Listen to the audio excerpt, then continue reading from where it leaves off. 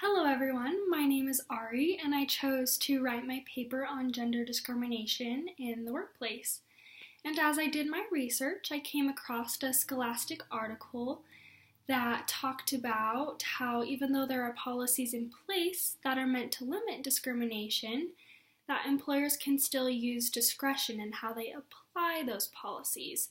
So an example from that paper is that an employer used rules to hold women to higher standards than men so that a man could get hired for a job. So this means that employers don't always use concrete policies, but instead they use their biases to make decisions that are harmful to women.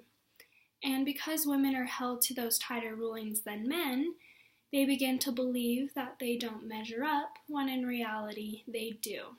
I interviewed a lady by the name of Saskia Prince, and she worked closely with the HR department in her previous positions, but now she works with Juvenile Justice Services for the state of Utah. And she said, "I've worked with so many smart and capable women that are just not confident in the workplace. It seems that a lack of confidence and drive comes from the gender roles taught in our culture. If a woman thinks she is a guest in the workplace and doesn't belong there, it will be harder for her to take opportunities when she has the chance. And this means that our patriarchal society harms the confidence of women. We have so many talented ladies out there, and we often choose to fall in our same habits and hire men instead of women. And some may argue that we don't have a patriarchal society. I've heard that before, but take a look at our White House. Other countries have beat us to having women as their president. And so these findings relate to our course material, specifically in Chapter 6 of our textbook.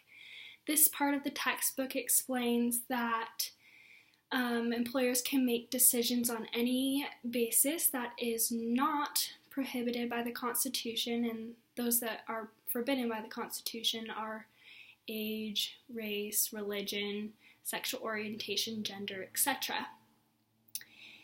But we still have these issues of prejudice happening. So even though discrimination is present, it doesn't mean that it has to remain a reality. One solution is to be a bias interrupter. It's okay to appropriately and professionally challenge someone when you see a discriminatory act happening. And we can't be bystanders if we want these biases to stop, and being a voice is just the first step. Another solution is to make sure that employers have clear and concrete policies for everyone. There needs to be a code of conduct that is in place in order to reduce ambiguity. And it's not just enough to have a policy or a code of conduct that says discrimination is not allowed. It needs to be enforced. And there needs to be a bar, and everybody needs to be held to that bar. There should be no exemptions. So in conclusion, workplace discrimination, specifically that of gender, is happening in the United States workforce.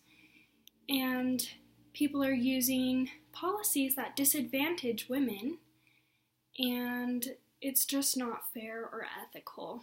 And so in order to help stop it, we need to interrupt discriminatory acts when we see them happening. We need to make sure that our employers have clear policies, and we need to make sure that they are enforcing them to their fullest. So even though such bigotry is evident, it does not have to remain a reality for all.